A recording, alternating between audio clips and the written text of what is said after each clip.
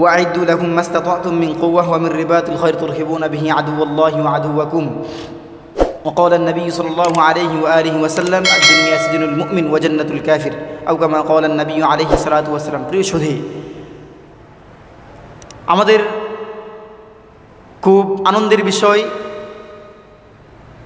ইমানদার এবং মুমিনের সবচেয়ে আনন্দের বিষয় হচ্ছে আজকে আমাদের রাহবার শেখুল হাদিস ইবনে শেখুল হাদিস আল্লামা মামুনুল হক হাফিজাহুল্লাহ হযরত মুক্তি পেয়েছেন। সকলে বলে আলহামদুলিল্লাহ। তো হযরতের মুক্তিতে আমরা সকলেই আনন্দিত। আর হযরত যে মুক্তি পেয়েছেন প্রায় 3-3.5 বছর পর কারারুদ্ধ অবস্থা 3-3.5 বছর কারারুদ্ধ ছিলেন। আর 3-3.5 বছর কারারুদ্ধ থাকার পর মুক্ত আকাশে এই কোরআনের সবুজ পাখিকে আল্লাহ সুবহানাহু ওয়া তাআলা মুক্তি করেছেন। এখন আল্লাহ সুবহানাহু ওয়া তাআলা তার বান্দা দিয়ে কী কাজ করবে মালিক ভালো জানে।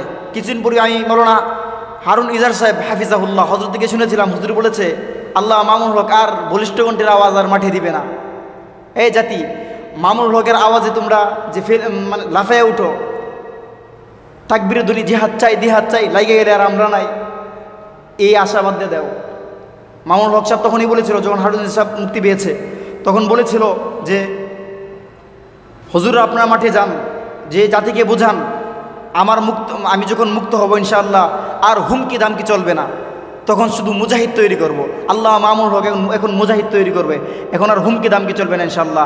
আর বাতিলকে আমরা চিহ্নিত করে রাখছি কোন কোয়ালিটির কাজ করতে, তোমরা কি সিরাসির বাটা আমরা জানি। বেশি থেকে বেশি আমাদের মৃত্যু হবে, কারাদণ্ড হবে। আইয়ুবী সাহেব বলেছিলেন যে হযরতকে একটা মেসেজ দিয়ে বলতেছে যে এই আইয়ুবী, তোর মাথার চুল যতগুলো আছে এতগুলো টুকরা তোকে করবো। এই কথা আমি হযরত থেকে শুনেছিলাম আজ থেকে প্রায় 8 বছর আগে।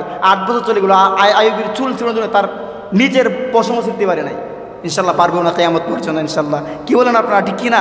আল্লাহ মামুনুল হক যেহেতু, তবে আফসোস লাগে হযরতের যে অবস্থা ছিল, এই টাটকা যুবক মানুষটা আজকে বৃদ্ধে পরিণত হয়েছে। তার দেহ বৃদ্ধ হয়েছে কিন্তু তার অন্তর বৃদ্ধ হয়নি, তার ঈমান বৃদ্ধ হয়নি, তার ঈমান আরও ঈমানই বলিয়ান হয়েছে। আল্লাহ সুবহানাহু ওয়া তাআলা সেই বান্দাকে কোরআনী ছায়া দান করুন এবং আমাদের সকলের মাঝে কোরআনের হক আলোচনাগুলোকে ফুটিয়ে ওঠার তৌফিক